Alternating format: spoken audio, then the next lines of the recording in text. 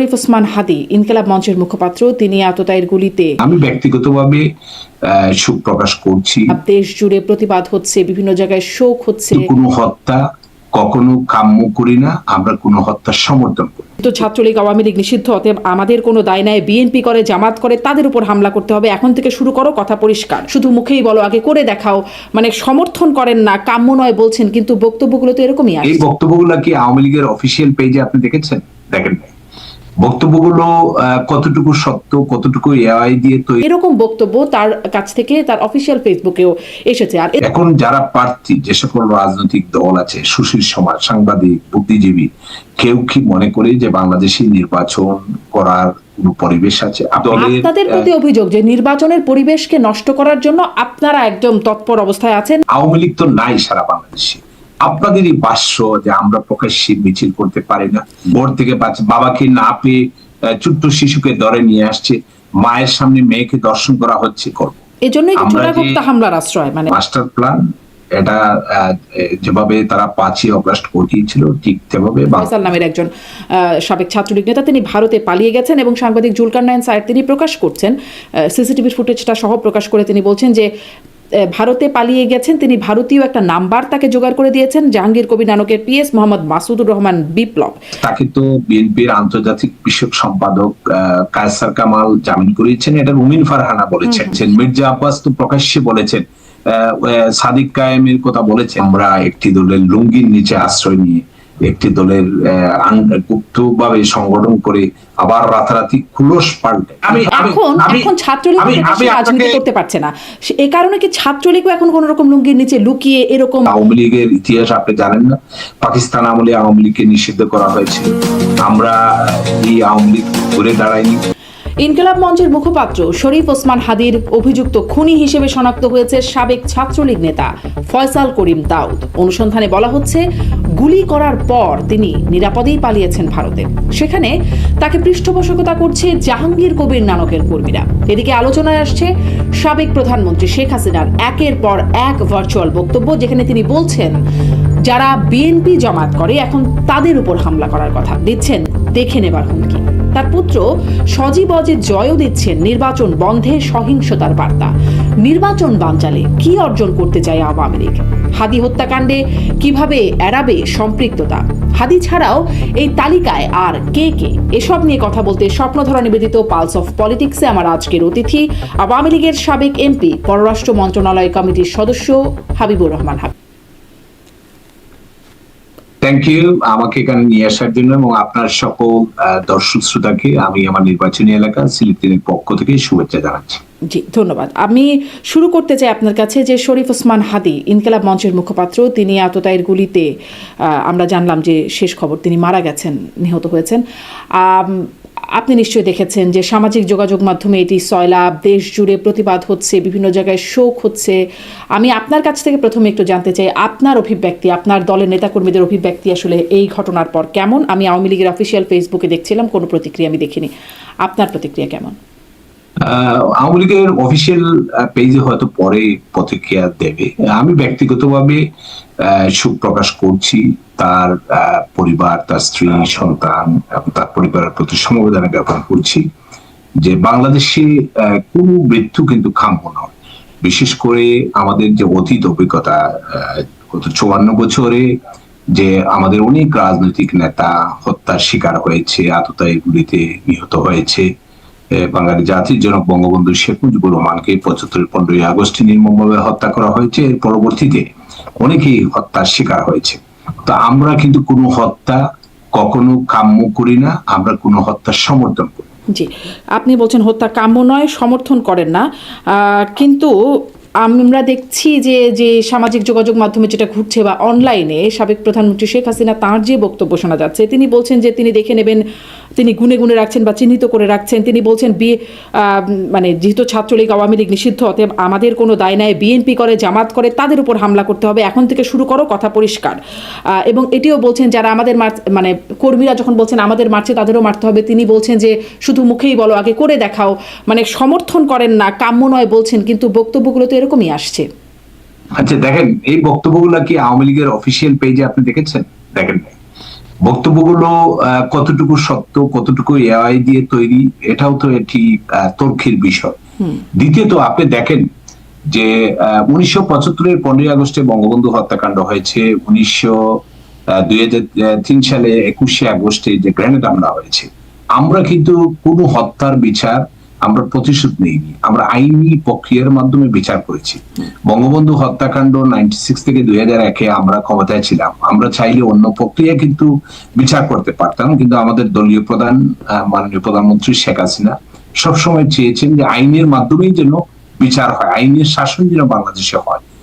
একই আদলে 21শে আগস্টে গ্রেনেড হামলায় আমাদের 22 জন নেতাকর্মীকে হত্যা করা হলো, আমাদের নেত্রীর উপরে হামলা করা হলো, আমরা কিন্তু কোনো প্রতিশোধ নিইনি। আওয়ামী লীগের আপনি অতীত ইতিহাস দেখেন, আওয়ামী লীগের জন্মর পর থেকে কিন্তু আওয়ামী লীগ নির্যাতিত হয়েছে, আওয়ামী লীগের নেতাকর্মীরা হত্যার শিকার হয়েছে, মার খেয়েছে, কিন্তু আমরা আইনের প্রতি, এই দেশের প্রতি, দেশের মানুষের প্রতি, দেশের স্বাধীনতার প্রতি, দেশের সংবিধানের প্রতি আমরা সম্মান, এবং আমরা সবসময় সংবিধানের প্রতি সম্মান থাকার কারণে আমরা আইনের মাধ্যমে আমরা গুম, বিচার বহির্ভূত হত্যা, এগুলো নিশ্চয়ই আইনের মাধ্যমে না। এরকম অনেক অভিযোগে একদম যুক্তরাষ্ট্র থেকে স্যাংশনও পেয়েছেন আপনাদের সময়ে।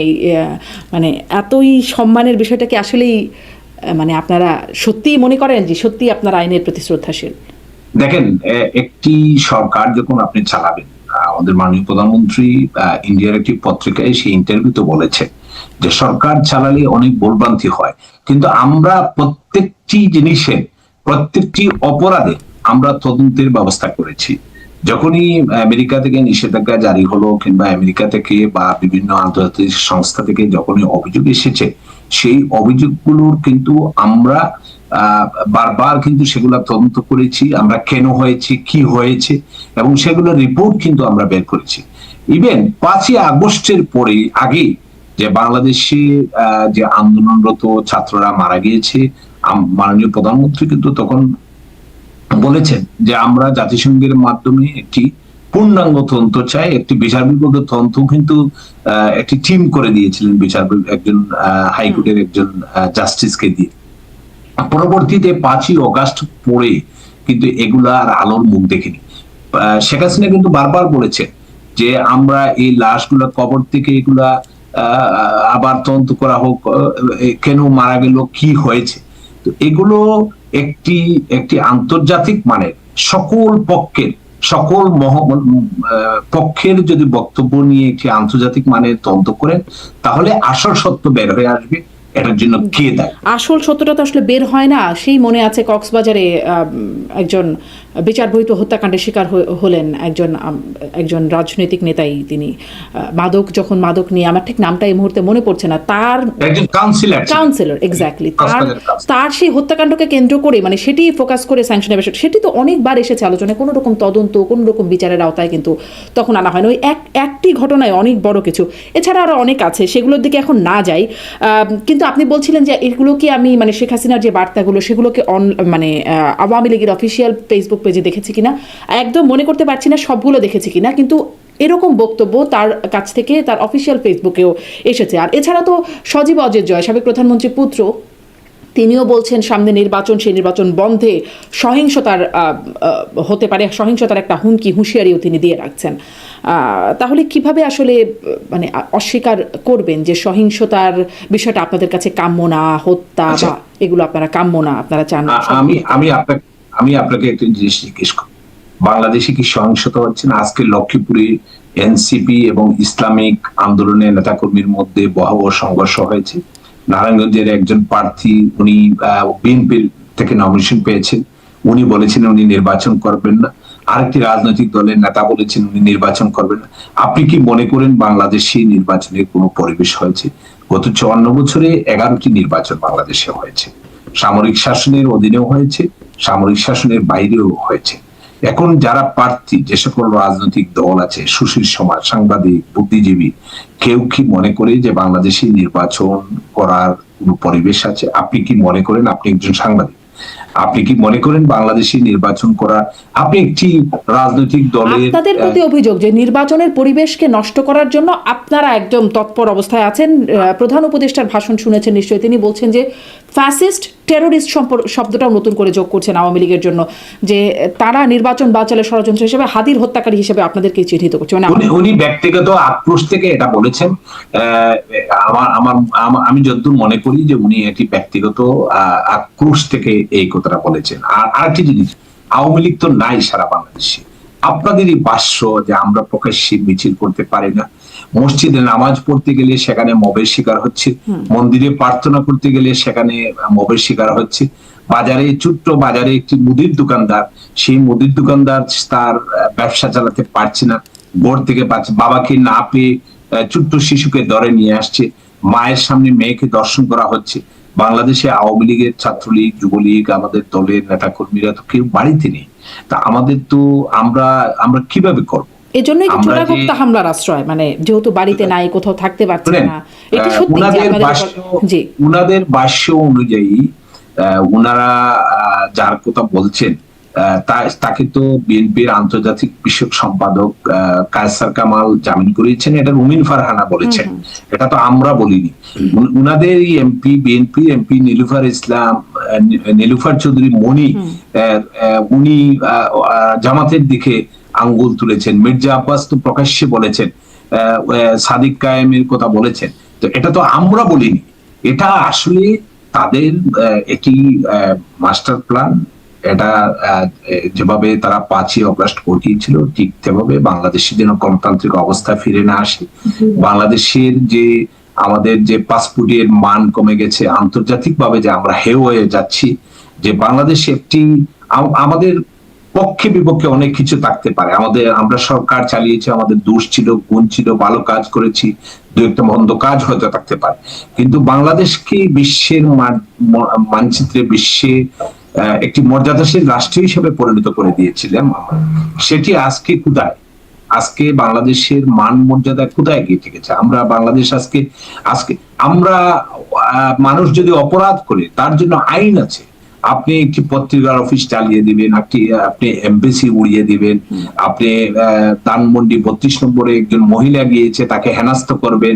আমি গতকালও একটি পত্রিকায় একটি নিউজ দেখলাম যে একটি মেয়ে স্কুলে যাচ্ছে, প্রকাশ্যে তার কাপড় খুলে নিয়ে যাচ্ছে। এই বাংলাদেশকে আপনি চেয়েছিলেন? এই বাংলাদেশকে আমরা চেয়েছিলাম?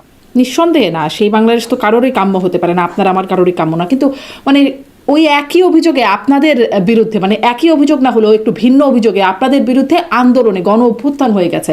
গুম, বিচার বহির্ভূত হত্যাকাণ্ড, মানে আইনের শাসনের অভাব, দুর্নীতি, এই অভিযোগগুলো তো আপনাদের বিরুদ্ধে। যাও, সেগুলো মোটা থেকে অনেক অভিযোগ।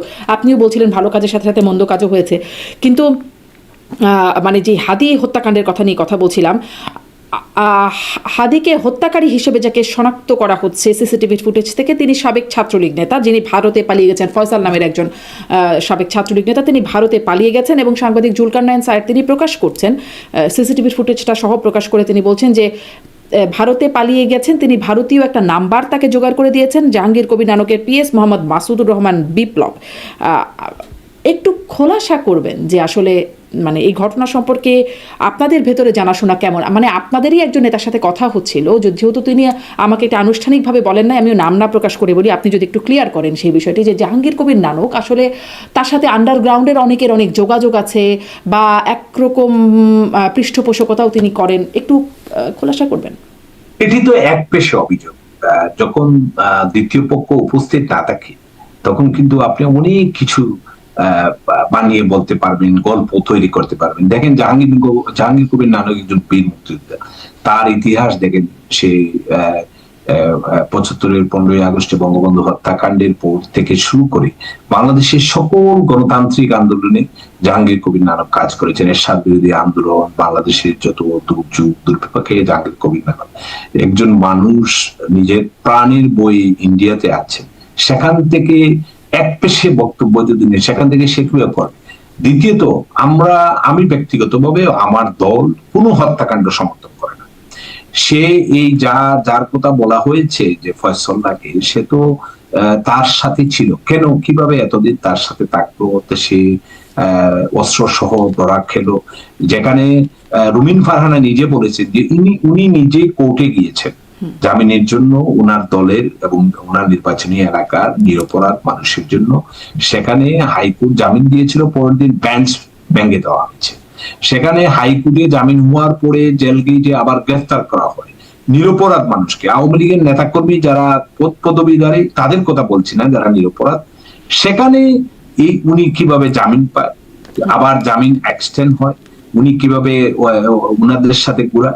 আপনারা বলেন যে আমরা ফেসিস্ট, আপনারা উনি বলেন কিভাবে ওনাদের সাথে ঘুরে, যে কথাটা আপনি প্রশ্ন করছেন, এই প্রশ্নটা আমিও খুব মনে হয় যে কিভাবে তিনি হাদির এত ঘনিষ্ঠ হয়ে গেলেন বা তার সাথে আড্ডায় বসে আছেন। এই বিষয়টা আবার জামিন পায়, আবার এক্সটেন্ড হয়। ওই জামিন পাওয়ার বিষয়টা একে একে আসে। ধরেন বিষয়টা কি এরকম, যেমন আগে ছাত্রলীগের শিবির লুকিয়ে থাকতো, এখন শিবির বা ইনকিলাব মঞ্চ বা এই মানে এই সক্রিয় রাজনৈতিক দলগুলোর মধ্যে ছাত্রলীগ লুকিয়ে থাকছে।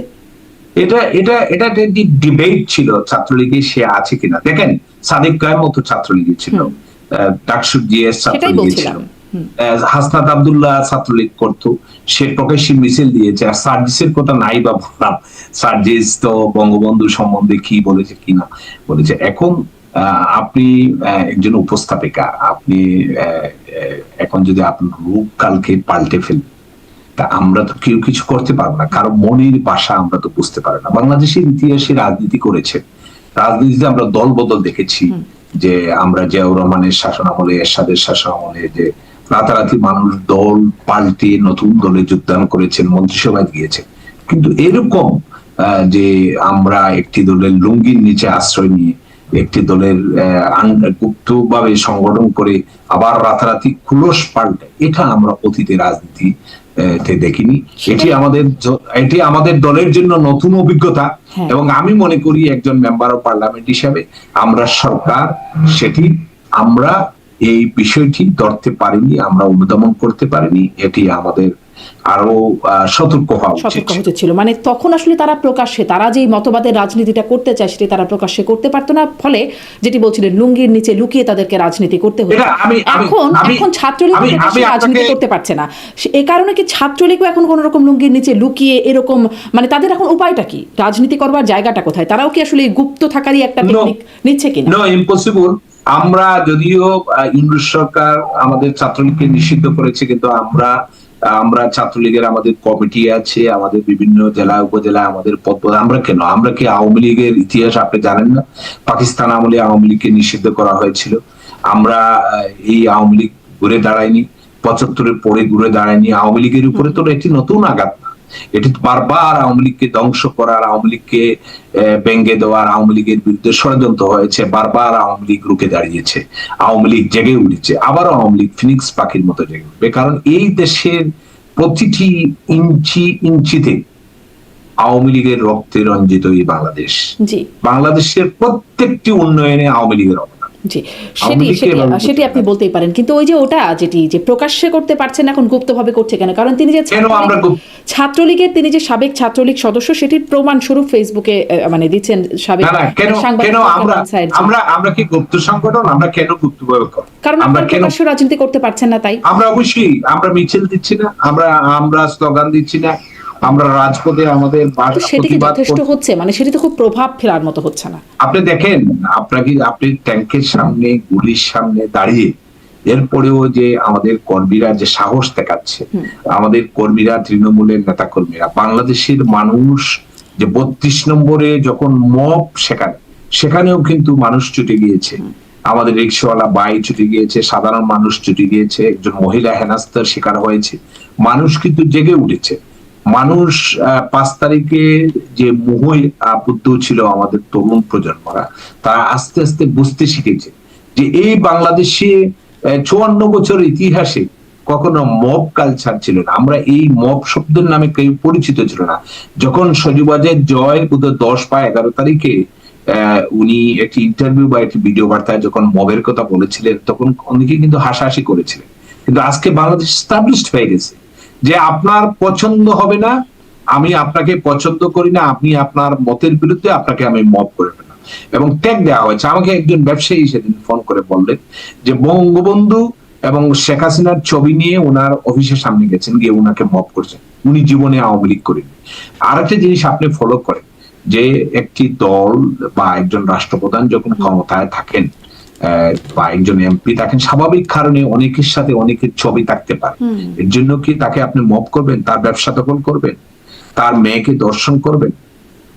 না, সেটি তো কোনোভাবে সমর্থনযোগ্য নয়। আপনি কি মনে করেন বাংলাদেশে যে অনাচার হচ্ছে, বাংলাদেশে যে রাহাজানি হচ্ছে, বাংলাদেশে যে সন্ত্রাস হচ্ছে, সবগুলো কি পত্রিকাওয়ালারা লিখতে পারছে?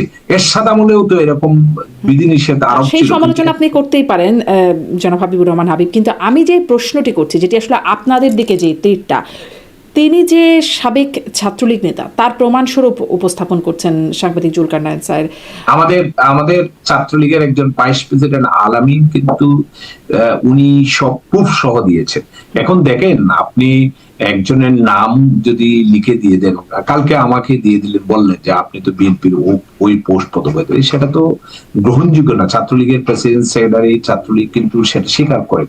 আর সেকেন্ডলি হলো, যেখানে আওয়ামী লীগের নেতাকর্মীরা আমরা প্রকাশ্যে আমাদের বাড়ি করে থাকতে পারছি না, সেখানে কি ওর হাদির সাথে সারাক্ষণ এই ছেলেটি কিভাবে থাকে।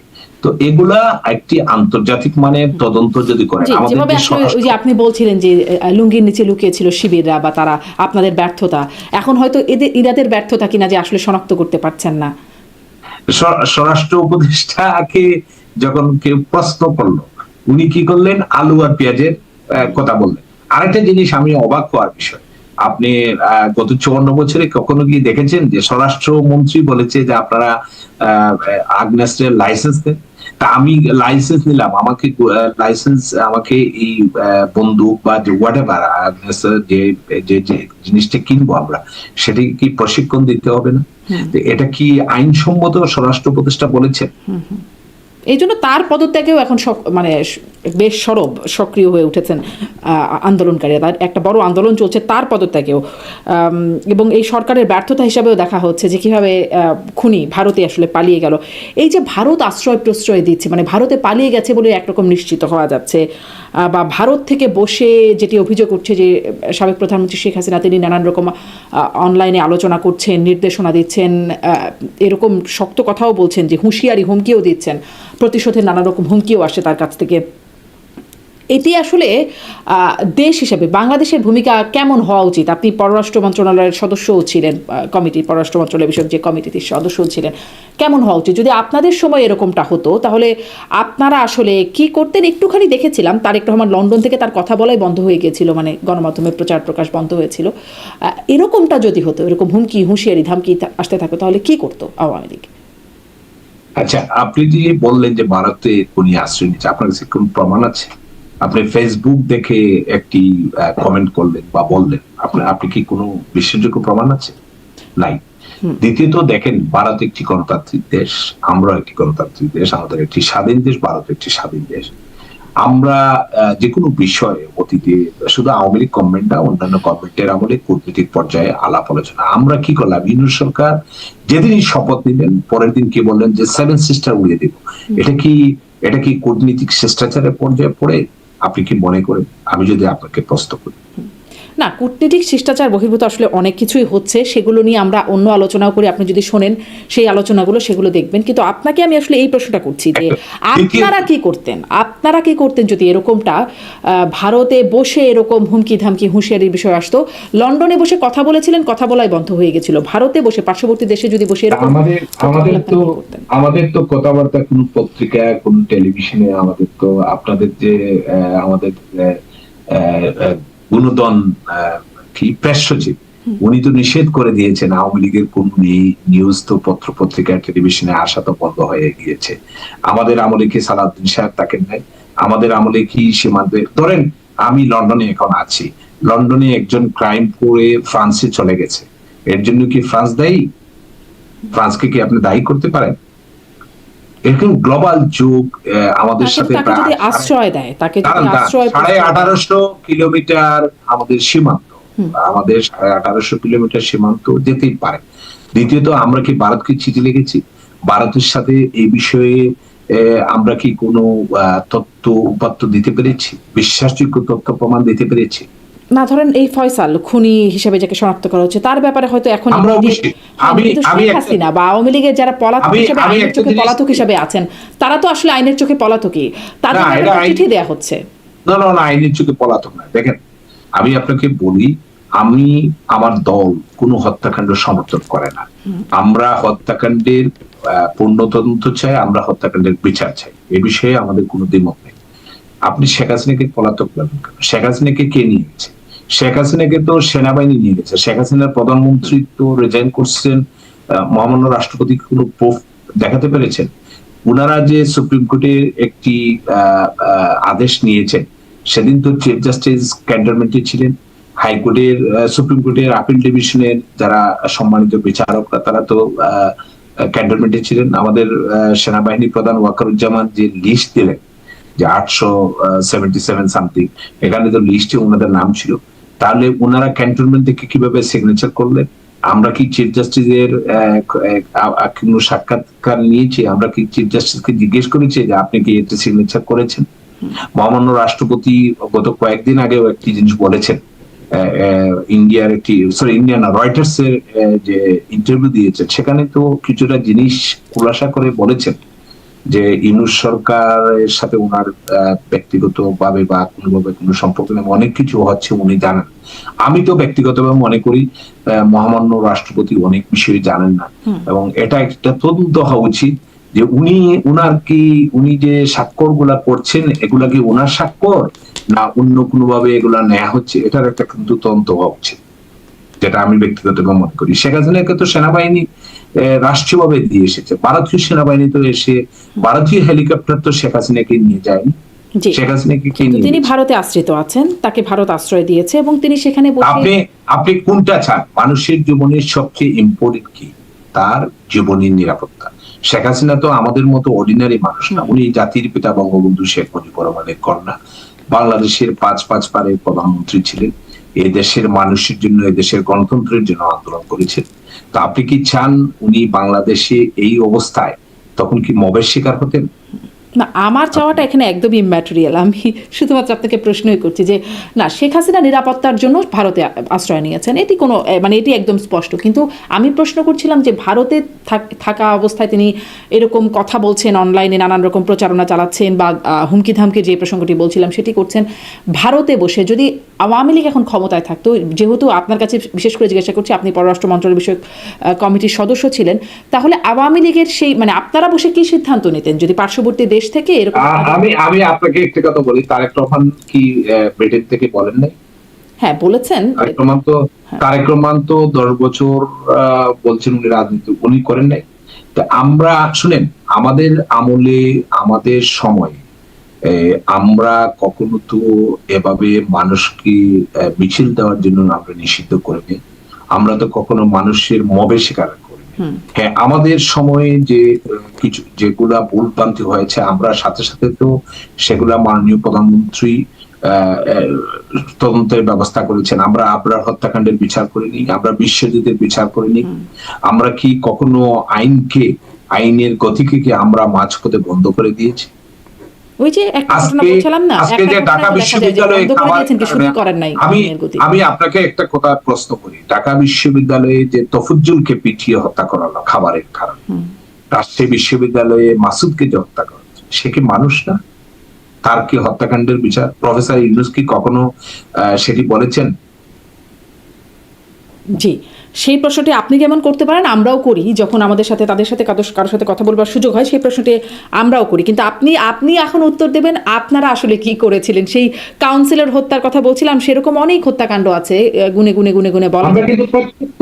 প্রত্যেকটা জিনিসের আমরা বিচার বিভাগীয় তদন্ত আমরা করি। কি হয়েছিল বলেন তো? সেই কাউন্সিলর কক্সবাজারের কাউন্সিলর হত্যাকাণ্ডের ঘটনায় যাতে র‍্যাব স্যাংশন খেয়ে গেল, কি হয়েছিল তাতে অগ্রগতি কি? নারায়ণগঞ্জে যে 7 মার্ডার হলো, 7 মার্ডারের পরে কি আমরা বিচার করিনি? হ্যাঁ, ওটার বিচার চলমান ছিল। একজন অফিসার কি, সেনাবাহিনীর অফিসার কি পানিশমেন্ট পায়নি? র‍্যাবের যে দায়িত্বপ্রাপ্ত ছিল। জি, কোনোটারই যে বিচার করেন নাই তা তো না, কিন্তু অনেকগুলোরই বিচার করেন নাই, অনেকগুলোই একরকম চেপে গেছে, অনেক কিছু আবার গুমের শিকার হয়েছে, সেগুলো এখন বেরিয়ে আসছে। সেগুলো তো হয়েছে নাকি সেগুলো অস্বীকার করবেন? দেখেন, প্রত্যেকটা গুমের কিন্তু আমরা তদন্ত করেছি। আমরা তো আমাদের বিরুদ্ধে তো অভিযোগ ছিল যে আমরা সালাউদ্দিন সাহেবকে গুম করেছি, কিন্তু পরবর্তীতে ওনাকে শিলংয়ে পাওয়া গেল। অনেক অনেক গুম হওয়া ব্যক্তিও আবার ফিরে এসেছে। উন্নত বিশ্বেও কিন্তু এর ধরনের গুমের শিকার অনেকেই হন। আমরা কিন্তু কোনো গুম ব্যক্তিগতভাবে আমার দল, আমরা কোনো গুম, আমরা কোনো অন্যায় হত্যাকাণ্ড আমরা সমর্থন করি না। প্রত্যেকের পরিবার আছে, তার সন্তান আছে, তার ছেলে আছে, তার মেয়ে আছে, কিন্তু আমরা প্রত্যেকটার কিন্তু এখন অনেকেই নিজে নিজে গুম হয়ে গেছে। সেটি আপনি কি বলেন? আমি মনে করি যে এই বাংলাদেশ, যে বাংলাদেশ আমরা যে তরুণরা যারা আন্দোলন করেছে, যে বাংলাদেশ আমরা যারা তরুণ এমপি কিংবা আমরা যে বাংলাদেশ চেয়েছিলাম, আমরা এই বাংলাদেশের জন্য আমাদের সকল পক্ষকে আমাদের ঐক্যবদ্ধ হতে হবে। এই দেশটা আমাদের, এই দেশটা আমরা ধ্বংস হতে দেবো না। আজকে যেটি আমি পত্রিকায় দেখলাম, তাহলে আপনাদের পরিকল্পনাটা কি সেটা একটু শুনি, যেহেতু আপনি গুম হত্যাকাণ্ডের বিষয়টা অস্বীকার করছেন, মানে এই অস্বীকার করার মাধ্যমে আপনি আসলে মানুষের কাছে এই যে আস্থা ভাজন হচ্ছেন কিনা সেটি একটা প্রশ্ন রাখলাম। সাথে সাথে এটা প্রশ্ন করতে চাই, আমি অস্বীকার করি নাই। আমি যেটা বলছি যে আমরা আমাদের আমলে যে যেগুলা হয়েছে, আমরা কিন্তু দায় দায়িত্ব অস্বীকার করছি না। আমাদের মাননীয় প্রধানমন্ত্রী কিন্তু বিভিন্ন পত্রিকায় দেখেছেন, সরকারে থাকলে আমাদের অনেক ভুলভ্রান্তি হতে পারে। সেই ভুলভ্রান্তি গুলো শুধরানোর জন্য তো আমরা কার্যকর ব্যবস্থা নিয়েছি। আমরা বিভিন্ন সময় আমাদের দলের এমপিদের বিরুদ্ধেও আমাদের একজন এমপি কিন্তু পানিশমেন্ট পেয়েছে, আমাদের মন্ত্রীরা পর্যন্ত, আমরা কিন্তু সেগুলো করেছি, আমাদের নেত্রী করেছে।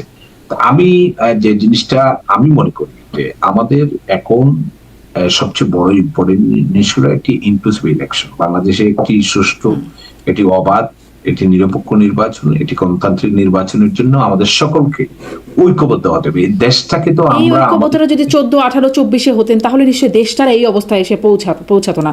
এই যে আমাদের যেমন দোষ ছিল, ব্যর্থতা ছিল, তাদেরও দোষ ছিল। আপনি যদি না আসেন, আপনি যদি 14 ইলেকশনে যদি আসতেন, তাহলে হয়তো আজকে অন্য ইতিহাস বাংলাদেশে লেখা হতো।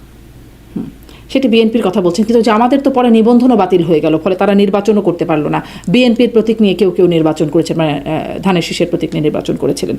অবস্থা তো আপনাদের সময়ও মানে এরকমটাই। এই ঐক্যবদ্ধ হওয়ার ধারণাটা তখন কেন ছিল না সেটি প্রশ্ন। এবং এই প্রশ্ন যে নির্বাচন যে এখন আপনারা বন্ধের হুঁশিয়ারি দিচ্ছেন, আমি সজীব ওয়াজেদ জয়ের বক্তব্যের কথা বলছি, বা আওয়ামী লীগের অফিসিয়াল পেজেও দেখা যাচ্ছে নির্বাচন বর্জন, সাথে সাথে বন্ধের হুঁশিয়ারি। এই বন্ধ করে আপনাদের লাভ কি? দেখেন, আজকে বাংলাদেশে যে বিভিন্ন পত্রপত্রিকায় বা বিভিন্ন সংস্থাগুলো যে সার্ভে করেছে, রিসেন্টলি আপনি দেখেছেন যে প্রথম আলো একটি সার্ভে করেছে, যেখানে 70% to 75% পিপল বলেছেন যে আওয়ামী লীগকে নির্বাচনে দেওয়া উচিত। আমরা যদি ভুল করি, আমাদের যদি কোনো ভুলভ্রান্তি থাকে, জনগণ নির্ধারণ করবে যে আমরা সঠিক ছিলাম না, আমাদের ভুল ছিল। সেটির পানিশমেন্ট তো পাবলিক দিবে। আপনি একটি রাজনৈতিক দল, যে দলের গ্রহণযোগ্যতা, যে দলের 40 to 45% মানুষের যে দলের পক্ষে, প্লাস আমাদের যে সহযোগী, আমাদের যে সাথে যারা দীর্ঘদিন ছিলেন, জাতীয় পার্টি 14 দল সহ বিভিন্ন দলকে আপনি নিষিদ্ধ করছেন। আওয়ামী লীগের মতো একটি ঐতিহ্যবাহী একটি গণতান্ত্রিক দলকে আপনি এভাবে নির্বাচন করতে দিবেন না। সেই নির্বাচন বাংলাদেশের মানুষ তো মেনে নেবে। জি, এই জন্য কি আপনারা নির্বাচন বানচালের, মানে বাংলাদেশের মানুষ মেনে নেবে না বলেই বানচালের হুঁশিয়ারি দিচ্ছেন? বা বানচাল ওয়ার্ডটা না বলে আমাদের বলা উচিত যে বর্জন তো মানুষ যখন ভোট দিতে যাবে, বর্জন তো না, নির্বাচন বন্ধ করার হুঁশিয়ারি দিচ্ছেন, যার কারণে সহিংসতারও একটা আশঙ্কা। আপনার মনে আছে 96 এর 15 ফেব্রুয়ারি সেই নির্বাচনে কিন্তু মানুষ যায়নি। জি, সেটি তো একটা কথা যে বর্জন করুন নির্বাচন, সেটি হতেই পারে। যেমন 24-এও বিএনপি বর্জনের ডাক দিয়েছিল, নির্বাচন বর্জনের ডাক দিয়েছিল। কিন্তু এই যে বন্ধের হুঁশিয়ারি বা বন্ধ না করলে সহিংস হয়ে উঠতে পারে, সেই হুঁশিয়ারি যে দিচ্ছেন সজীব ওয়াজেদ জয়, আমি সেই কথা জানতে চাচ্ছি। আমরা করছি না, ওনারাই নিজেরাই মারামারি করছে। আমরা এই বাস্তবতাটা দেখেন, আজকে যদি বাংলাদেশের একটি ক্ষতি হয়, একটি প্রতিষ্ঠান যদি, তাহলে আপনারা আসলে করছেনটা কি? মানে আপনারা কি করছেন? সহিংসতা করছেন না, কিছুই করছেন না, কি করছেন? আমরা একটি গণতান্ত্রিক রাজনৈতিক দল, গণতান্ত্রিক ভাবে আমরা কাজ করে যাচ্ছি। সেটা কি? গণতান্ত্রিক কাজটা কি? আমরা মানুষের সাথে আমাদের যোগাযোগ, মানুষ প্রতিনিয়ত মানুষ তার বিভিন্ন ভাবে সে প্রতিবাদ করছে, আমরা অনলাইনে প্রতিবাদ করছি, আমাদের বিভিন্ন ভাবে মিছিল দিচ্ছে, মানুষ ঐক্যবদ্ধ হচ্ছে এবং মানুষ বুঝতে পেরেছে, বাংলাদেশের মানুষ, যে 5ই আগস্টের পর পরিবর্তনের ফলে প্রফেসর ইউনূস সরকার এসে যে কি লাভ করেছে দেশের জন্য, মানুষের জন্য, সেটা কিন্তু মানুষ আস্তে আস্তে বুঝতে পেরেছে। আস্তে আস্তে বুঝতে পেরে তাহলে এই বুঝতে পারার মানে কনসিকুয়েন্সটা কি হবে মনে হচ্ছে আপনার কাছে, মানে আপনি সামনে কি দেখতে পাচ্ছেন? আমার যেটা মনে হয়, যদি নির্বাচন হয় সেটি বাংলাদেশের ইতিহাসে সবচেয়ে জঘন্য নির্বাচন হবে। সেই নির্বাচনে ভোটার উপস্থিতি একদম কম হবে নিয়েছে, না আন্তর্জাতিক সম্প্রদায় মেনে নিয়েছে। কারণ আওয়ামী লীগের মতো একটি ঐতিহ্য, আমাদের নেত্রী কিন্তু স্পষ্ট করেছেন যে আমাদের মধ্যে যদি কেউ অপরাধী থাকে, আমাদের যদি কেউ অপরাধ করে থাকে, সেটা বাংলাদেশের আইনে সেটা বিচার অবশ্যই হবে। জি, কিন্তু এখন অপরাধী হিসেবে তাকে সহ স্বরাষ্ট্রমন্ত্রী একদম সবাইকেই অপরাধী হিসেবে চিহ্নিত করা হচ্ছে, সেখানেও তো একটা বড় সমস্যার জায়গা। এই বিচার প্রক্রিয়াটা কি দেখেছেন? এই বিচার কি আন্তর্জাতিক মানের হয়েছে? এই বিচারের যে ভিডিও গুলো, ফুটেজ গুলা, এগুলা কি কোন সত্য? আপনারা রিসেন্টলি টিলিসির দিকে যে বিচার দেখেছেন, এখানে কি বলা হয়েছে যে টিলিসির দিকে একজনকে হোয়াটসঅ্যাপ করেছে, এই হোয়াটসঅ্যাপের কোনো প্রুফও নেই। এটা কি অতীতে বাংলাদেশে এরকম কোনো বিচার হয়েছে? জি, জি, এরকম আসলে বিচারের অনেক বিষয়েই প্রশ্ন উঠছে, সেটি ওঠাটাও খুব মানে স্বাভাবিক বিষয় হয়তো। যাই হোক, আমরা নিশ্চয়ই দেখবো যে আপনারা আসলে সামনে কি করছেন। আপনি পরিকল্পনার কথা বলছিলেন, নির্বাচন নিয়ে কি হয়, তারেক রহমান ফিরে আসলে আপনাদের অবস্থান কি হয়, অনেকগুলো বিষয় আপনার কাছে সামনের দিনের জন্য প্রশ্ন রেখে গেলাম। নিশ্চয়ই সামনে আপনার সাথে আমি শেষ একটা কথা বলি, আওয়ামী লীগ নির্বাচনমুখী দল। যদি আওয়ামী লীগকে আমাদের নেত্রী স্পষ্ট বলে দিয়েছেন যে আমাদের 300 আসনের প্রার্থী চূড়ান্ত আছে, আওয়ামী লীগকে যদি সুযোগ দেওয়া হয়, আমরা আওয়ামী লীগকে নির্বাচনের সুযোগের কথা বারবার বলছি, আওয়ামী লীগকে নির্বাচনের সুযোগ দিলে আমরা অবশ্যই নির্বাচন করব। এবং আওয়ামী লীগ 300 আসনের মধ্যে আপনি আছেন চূড়ান্ত? সেটা তো আমি